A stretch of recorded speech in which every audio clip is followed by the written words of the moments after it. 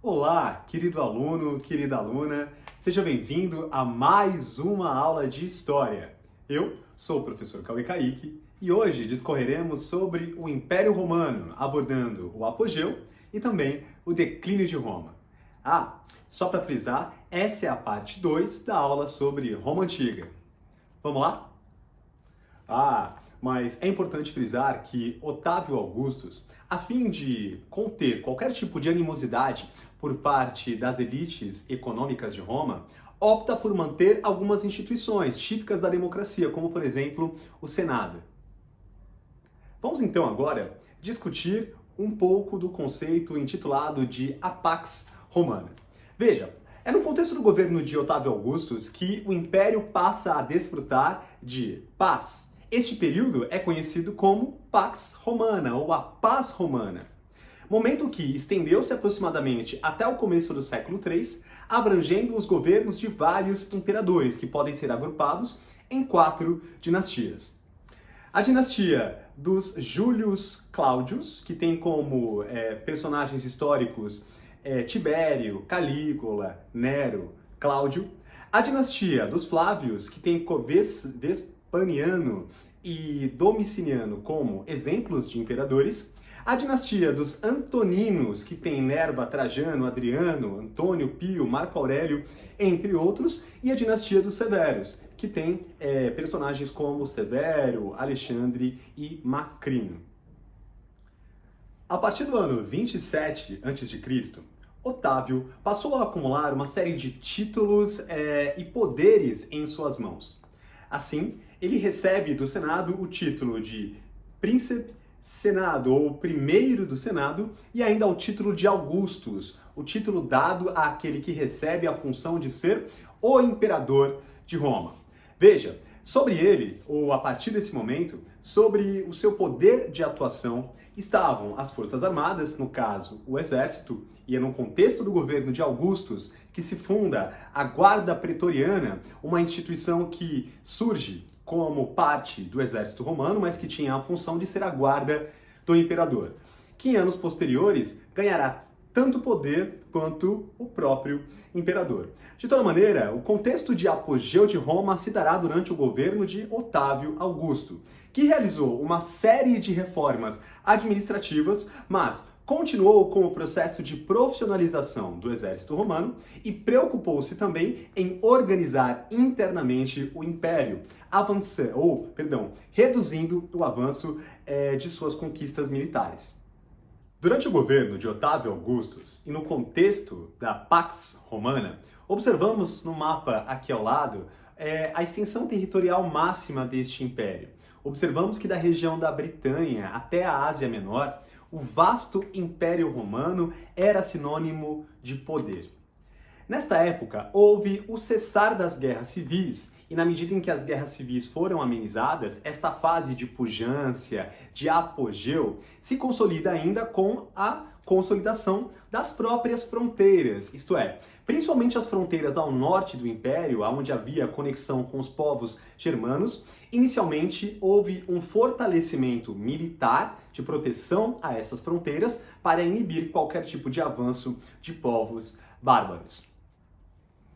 Economia e sociedade no contexto do Império. Veja, durante os 2 primeiros séculos do contexto do Império Romano, a atividade comercial desenvolveu-se de maneira intensa, impulsionada por fatores como, primeiro, a existência de uma moeda comum para a circulação de produtos neste império, a generalização do direito romano, que sistematizava as relações humanas na troca, inclusive, comercial. A construção de longas estradas conectando o Império, e estima-se que foram construídos 80 mil quilômetros de estradas pavimentadas, interligando as diversas regiões do Império. E além disso, calcula-se que o fato de haver muitos escravos já no plano da sociedade, a questão da escravidão e da interrupção das conquistas trouxe uma redução significativa do número de escravos. Desta forma, ao invés de o número de escravos para um império, que como acabamos de ver, no mapa era imenso, a falta desse número de escravos, ou a queda, perdão, nesse número de escravos, foi determinada pelo fim dos avanços militares do Império, uma vez que a escravidão se dava por aprisionamento em guerras. Na medida em que houve, então, uma queda na quantidade de escravos, um grupo social que representava a escravidão era basicamente constituído de filhos de escravos. Temos uma série de problemas para a sociedade romana. O primeiro deles se dá com essa crise de abastecimento de mão de obra. E na medida em que há a falta de mão de obra, há também a ausência de alguns produtos de sobrevivência básica. E o segundo deles é o fato de que os poucos escravos que haviam passaram a ser comercializados em valores muito mais altos do que outrora se praticava. Ainda no âmbito da sociedade, muitos senhores de escravo passaram a adotar uma nova postura em relação à escravidão. Nesse sentido, o número de libertos foi ampliado e no âmbito rural, por exemplo, concedia-se a liberdade para o escravo, que se tornava um tipo de colono ligado à terra e a seu senhor e que tinha que, em troca do direito de poder viver ali, produzir e cumprir uma série de obrigações que nós veremos mais adiante, relaciona-se ao feudalismo. Mas, além do colonato e as suas implicações sobre a transição do apogeu à crise do Império Romano, nós veremos agora. Mas antes de abordarmos a crise do Império, eu preciso falar um pouco sobre a política do pão e circo. Veja, Roma foi uma das maiores cidades do mundo antigo. Estima-se que no século II sua população atingia ou chegou a um número próximo a 1.200.000 habitantes, oriundos das mais diversas partes do Império. A política do pão e circo foi, em grande medida, a política que assegurou a estabilidade neste barril de pólvora que era Roma. Portanto, para manter sob controle esse grande número de pessoas, muitas delas sem ocupação, que vagavam pelas ruas de Roma, as autoridades passaram a distribuir periodicamente pão e promoviam pelas ruas espetáculos públicos do tipo circo, dentre eles o gladiador ou de gladiadores, em que eles colocavam dentro destes grandes circos escravos ou plebeus, sendo, em muitos casos, alvo de luta uns com os outros, em que sobreviveria apenas um. Nesse sentido, a política do pão e circo corresponde a uma modalidade de controle das tensões sociais, e esta fórmula foi utilizada, portanto, para conter a população romana. Em tantas outras esferas, estas festas e estes espetáculos, como por exemplo o espetáculo dos gladiadores, fez com que a sociedade romana, ou a liderança da sociedade romana, conseguisse conter durante muito tempo as animosidades que naturalmente existiam. Entre os espetáculos mais populares estavam, portanto, as lutas contra animais ferozes e o combate entre esses gladiadores, muitas vezes escravos ou plebeus. Ao longo do século III, o Império Romano entrou num longo processo de crise. E esse tema, a crise do Império Romano, foi alvo de estudos de diversos historiadores. Vamos apontar alguns dos fatores da crise. O primeiro deles, que a gente pode apontar, é a questão da estrutura administrativa e militar. Muito bem, eram necessárias para que, a estrutura, no caso, administrativa e militar, eram necessárias para que um império tão vasto e habitado por povos de origens culturais tão distintas, exigia muitos gastos públicos, isto é, para manter a máquina pública. Por isso, a carga tributária, os impostos, foi gradativamente ampliado ao longo do tempo, tornando-se, desta maneira, um grande problema, não é, com o recrudescimento da atividade econômica. A questão da escassez de escravos também foi determinante como um dos fatores da crise do Império. Na medida em que faltavam escravos, houve também uma crise de abastecimento. Houve ainda, no contexto do governo do imperador Constantino, a implementação da lei do colonato, sobre a qual eu falei um pouquinho anteriormente, em que ex-escravos e plebeus foram fixados a terras que pertenciam a seus senhores e ganhavam o direito de explorá-la, desde que durante alguns dias da semana e parte daquilo que fosse produzido fosse entregue ao Senhor.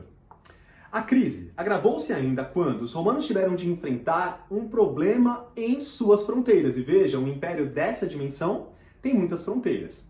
A pressão militar dos povos que chamados de bárbaros, como por exemplo visigodos, ostrogodos, alamanos, entre uma série de outros. Ou seja, bárbaro eram os povos que, primeiro, não falavam latim e não viviam dentro das fronteiras do império. Acontece que uma fronteira imensa, como um império grande como esse tinha, faz com que, nesta região de fronteira, tenha havido, durante um tempo, um contato entre romanos e bárbaros. E muitos desses bárbaros tenham sido incorporados, por exemplo, ao próprio exército romano, na figura de mercenários.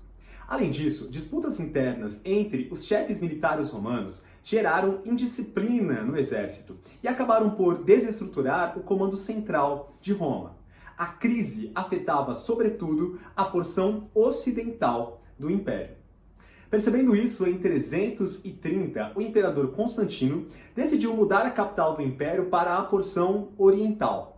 Com esse objetivo, Constantino cria a antiga cidade de Bizâncio e a batizou novamente de Cidade de Constantino, ou Constantinopla, que hoje corresponde à cidade de Istambul, na Turquia.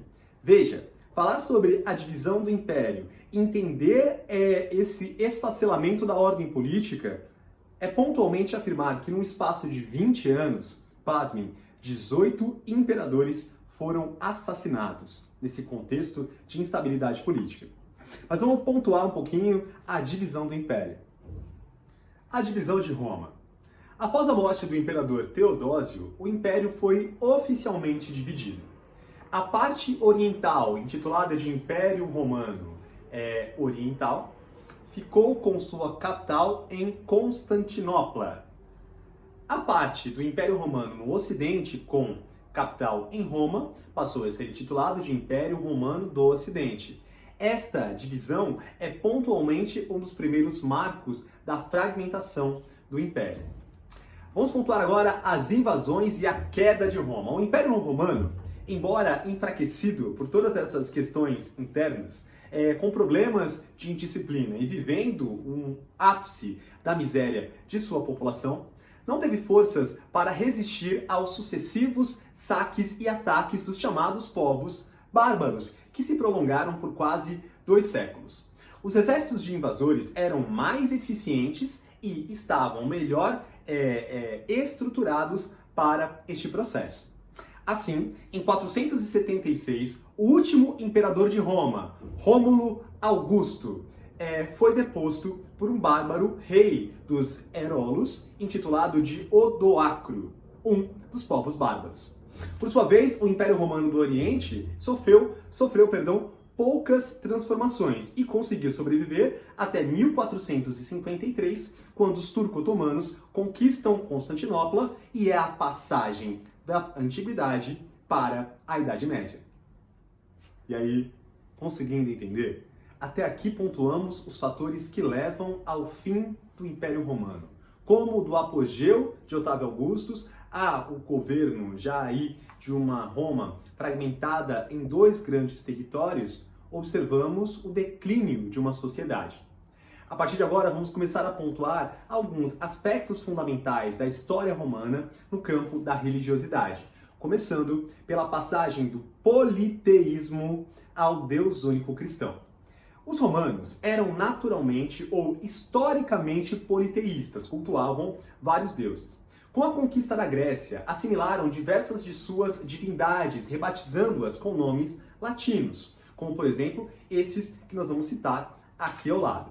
Para os romanos, a religião tinha uma grande medida, um sentido prático e utilitarista. A religião estabelecia aquilo que havia de regra, aquilo que havia de norma, inclusive de conduta. Havia 2 tipos de cultos, o privado, celebrado pelo chefe da família, o pater, e o público, celebrado pelos sacerdotes romanos. O chefe geral da religião, no campo da religião politeísta, era o sumo sacerdote, ou o sumo pontífice. A religião também era um dos aspectos fundamentais do Estado romano, sendo utilizada, obviamente, com finalidade política. No final do Império, começou-se a venerar a figura do próprio imperador, que após a sua morte, em inúmeros casos, passava a ocupar um lugar junto aos deuses tradicionais. Além disso, a religião oficial era seguida predominantemente pelos cidadãos de posições mais elevadas. Havia também crenças ligadas a religiosidades populares, mantidas primordialmente entre as pessoas de classes menos abastadas, como pobres, plebeus e escravos. O nascimento do cristianismo e o Império Romano. Veja, o cristianismo nasce como uma dissidência do judaísmo, certo? Surge na Palestina e tem na figura de Jesus Cristo, seu Messias, um ponto de inflexão com a cultura judaica. Para os cristãos, Jesus Cristo, ao completar 30 anos de idade, passou a percorrer a Judéia, pregando uma mensagem religiosa. Anunciou ser o Messias enviado por Deus, por um Deus único, que era o Criador de todo o universo. Disse também que todos poderiam ter acesso ao reino de Deus e obter a salvação, por meio de um perdão de todos os pecados que seria dado por Deus. A recompensa final após a morte é viver na eterna glória do paraíso celestial. Depois da morte de Jesus Cristo, o cristianismo passou a ser difundido dentro do Império Romano por seus discípulos. Inicialmente, a nova religião encontrou capilaridade e repercussão entre pobres e escravos, que se convertiam acreditando na salvação eterna, uma vez que a sua vida impunha tantas fatalidades que crer em uma vida melhor, em um plano pós-morte, gerava um conforto para a alma desses indivíduos. A mensagem de Jesus foi formalizada por seus seguidores, que a escrevem no Novo Testamento, constituindo, portanto, a base do cristianismo. Um dos aspectos importantes de pontuarmos sobre o cristianismo, sobre uma análise histórica, era que esse discurso de salvação, de igualdade, era um discurso que descentralizava o poder da figura do imperador. Ao passo que, ao longo de muitos anos, os cristãos, ou aqueles adeptos ao cristianismo, passaram a ser vistos como criminosos. Em muitos casos foram perseguidos e crucificados, a fim de impedir a difusão da crença cristã. Mas na prática, o cristianismo já tinha capilaridade social. A perseguição aos cristãos. Foi durante o governo do imperador Nero que tiveram início as primeiras perseguições sistemáticas aos cristãos. Essas perseguições perduraram de forma intermitente até o governo de Diocleciano, que promoveu a última e mais cruel delas. Dentre as causas que explicam por que houve esta perseguição aos cristãos, destacam-se, primeiro, a oposição dos cristãos à religião oficial de Roma, que na figura do imperador o valorizava, não é? O defendia como um deus. E segundo, a negação de diversas instituições romanas como resultado dessa oposição à figura do imperador. Por exemplo, a causa e a recusa em servir no exército pagão dos romanos. A punição, como nós vimos anteriormente, era uma punição em forma de martírio, com um espetáculo trágico, com uma atração pública, em que a morte dos cristãos divertia a população. A conquista da liberdade religiosa entre os cristãos foi lenta e gradualmente construída. Apesar dos inúmeros anos de perseguição, o cristianismo conseguiu atingir ou conquistar capilaridade social com um número crescente de adeptos. A maneira como muitas vezes os cristãos morriam, vistos como heróis em martírios públicos, começou a ser interpretada como algo possível apenas a uma força milagrosa, vinda de Deus.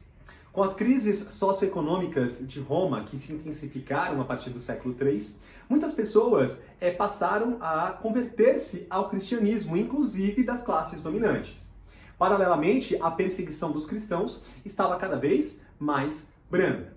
A partir de 313, o imperador Constantino adotou uma política de tolerância religiosa em relação aos cristãos, através do Edito de Milão, no qual estabeleceu liberdade de culto aos cristãos. Em 380, o cristianismo passou a ser considerado a religião oficial do Estado, quando o imperador Teodósio recebeu o batismo cristão. Cerca de uma época depois, os cultos pagãos foram proibidos e o cristianismo efetivamente atingiu a condição de religião oficial do Império Romano. Cerca de uma década depois, os cultos pagãos foram proibidos e o cristianismo converteu-se em religião oficial por meio do Édito de Tessalônica, assinado por Teodósio. A partir daí, a relação entre a Igreja de Roma e o Império passou a construir-se de maneira muito próxima, de maneira tal que a figura do próprio Papa passou a favorecer a propagação de uma cultura de não violência e reduzindo os conflitos internos do Império. Para concluirmos, a cultura romana. Veja, grandes conquistadores que eram, os romanos, entraram em contato com diversos povos, absorvendo e recriando elementos de suas culturas, isto é, das culturas dos povos que interagiam com os romanos, primordialmente da cultura grega. Por outro lado, foram também responsáveis por princípios que eles mesmos haviam incorporados, como a difusão do cristianismo. Costuma-se destacar como característica da civilização romana seu espírito prático e organizador. Por exemplo, o calendário foi estabelecido no contexto do Império Romano, este mesmo calendário que vigora até hoje como referência de muitos. Além disso, esse critério ou esses conceitos de os romanos serem organizados, de ter um espírito prático, não revelou-se apenas em conceitos sociais, mas também em conceitos administrativos e políticos que desenvolveram. Vejamos agora 3 grandes contribuições da cultura romana ao mundo contemporâneo. O direito romano. Uma das mais significativas contribuições da cultura romana para os povos ocidentais está no campo do direito. Ainda hoje, diversos preceitos do direito romano constituem fonte de inspiração para os juristas. No campo da arquitetura e da escultura, segundo a análise de muitos historiadores, a arte romana não buscava o belo em si, mas valorizava especialmente os aspectos técnicos e práticos, por muitas vezes utilitários. No campo da arquitetura, destacava-se na arte romana justamente porque buscava a convivência do útil ao belo. Na literatura, os escritores e pensadores romanos manifestaram uma busca permanente pela beleza e elegância.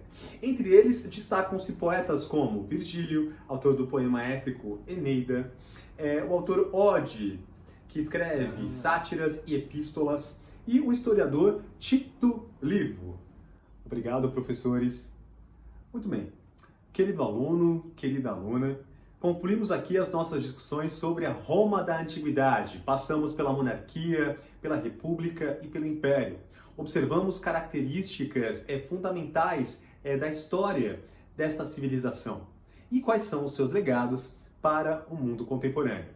Agora, siga as orientações da Blackboard, responda os 2 exercícios analíticos sugeridos. Tudo bem? Muito obrigado pela sua paciência, muito obrigado por assistir esta videoaula. No nosso próximo encontro discutiremos Estados Unidos no século XIX. Um forte abraço e até lá!